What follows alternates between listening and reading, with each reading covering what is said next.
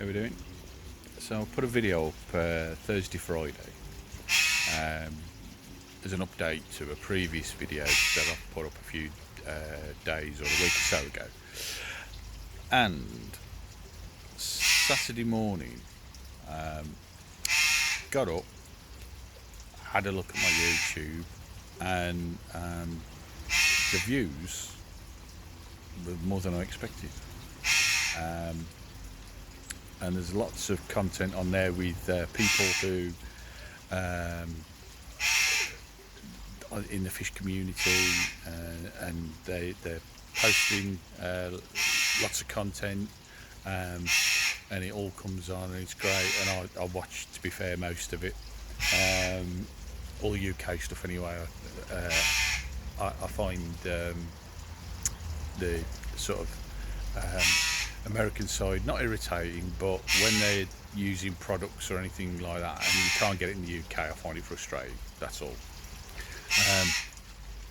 But anyway, so yeah, I got, I think within sort of 24 hours or something like that, I'd got 50 or 60 views. And, okay.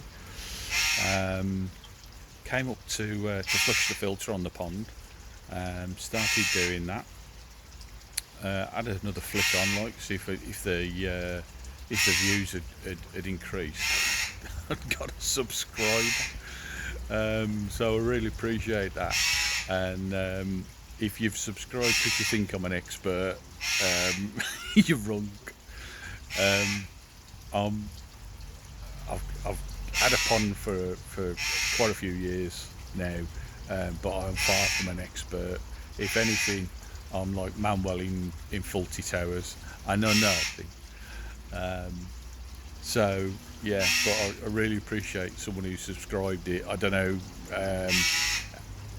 how much more content I'm going to put on there, because, as I say, the content that's on there, people are testing things, testing theories, asking questions, offering advice, and I'm certainly not in a position to offer advice. And if you can hear them screaming, it's Jack, one of the parrots, and he can see me, so he's kicking off because he wants to get to me.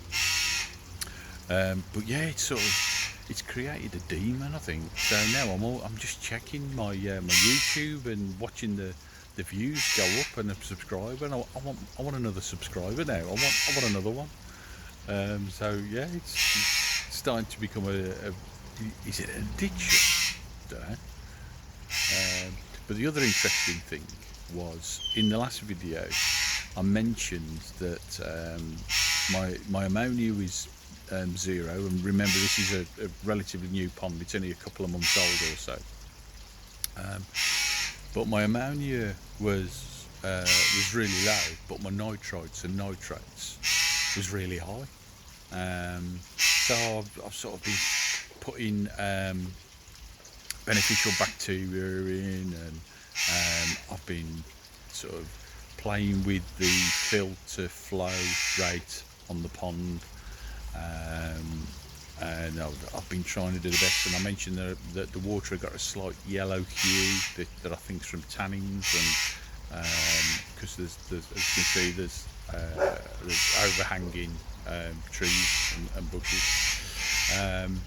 But so I started to sort the filter out, sort of close the slide valve and on the Easypod, and diverted the air to the pod to boil it. And there was a dead bird in there. So it's obviously fell from the tree, or possibly tried to get a drink from the water blade there, fell in the pond, and the bottom drains took it, and it's gone to into the pod. Now that pod was, I flushed that, I would say, probably last Saturday or Sunday.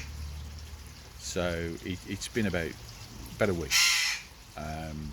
And I know there's people out there who flush their Easypods once a day and once every other day and what have you. And I wouldn't be surprised if people, you're doing it wrong, you got to flush your filter once a day and this, that, and the other. But there was some. I was watching one bit of content, and the guy said,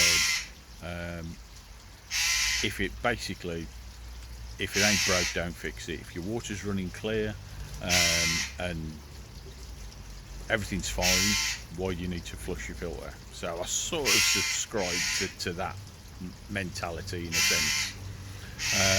So the most that I would have seen, or that dead bird would have been, and it was only a little one, I would say it was either a bit late to be a fledgling, but you never know, but maybe sort of sparrow size or even wren size, because we have got wrens in the garden.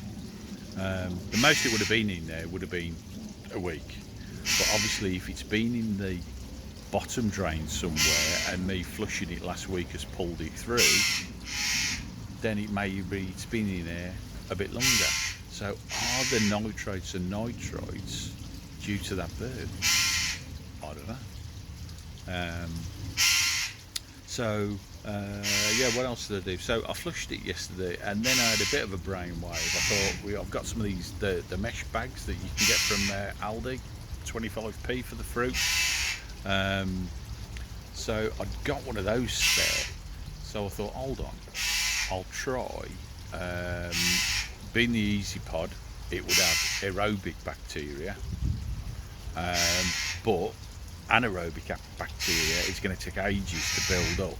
I believe years.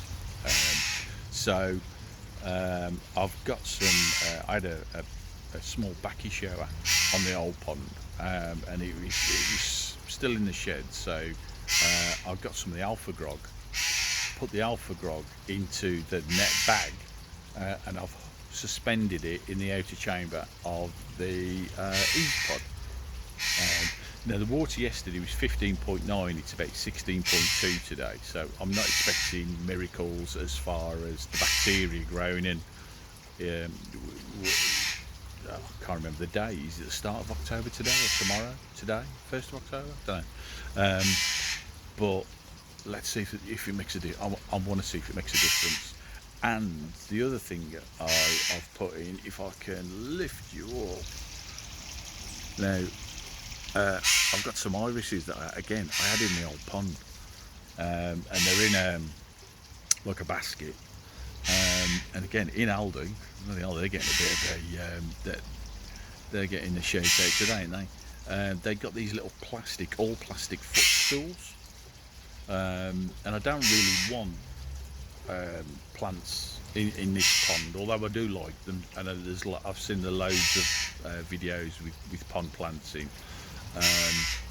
I'm not sure I really want pond plants in here, and I know the koi will munch away, but I thought I'll give it a go, help with again absorbing nitrites and nitrates. I'll put the pond plants in, see if it makes a difference. So I've put those in this morning, and I've put this little plastic footstool. It's square, but when you pull the middle of it, the top folds up in half, and the legs fold diagonally flat, a bit like a cardboard box, but it's all plastic, and they're about £4.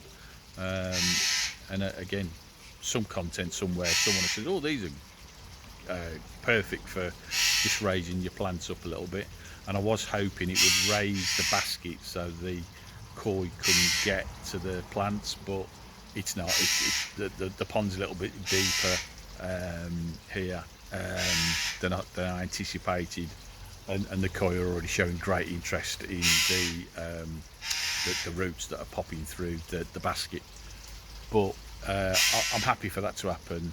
I'm happy for them to munch the plant life, so to speak, if it helps the water quality, the parameters. So yeah, above and beyond that, live and learn.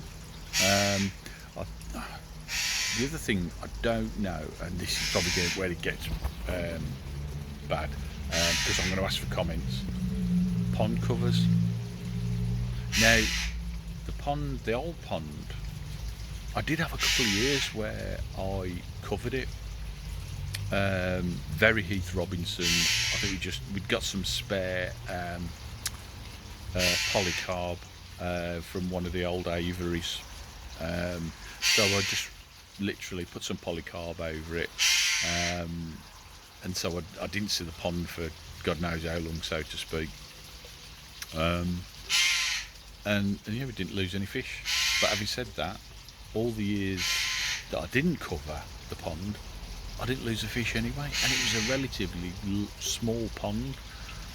You know, all you guys, everybody who've got ponds 4 foot deep, 5 foot deep, 6 foot deep, and the water's never going to freeze, and even heated.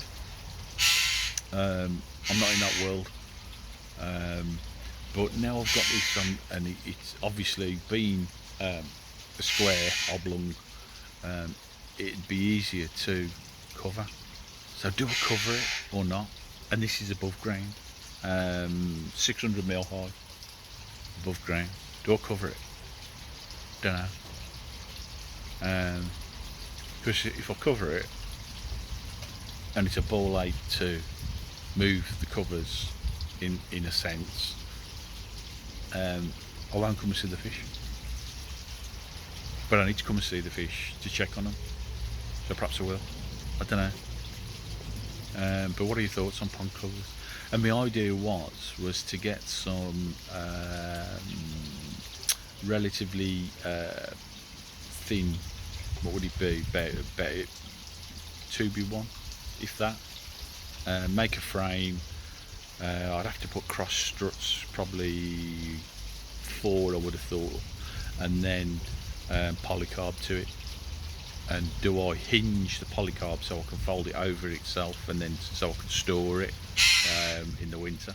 And I know I'll have to keep in a sense a gap for the gases. I know that, but I just don't. Do I cover it or not? I don't know. I think I should. So yeah, strange, isn't it? One thing leads to I've put that in the description. One thing leads to another, and if you do one thing, it affects something else that affects something else. And the other random question is, why do all you koi keepers on YouTube send each other mugs? Why ain't it beer glasses? I'd ask for a beer glass if it was a beer glass. But yeah, fish are doing alright.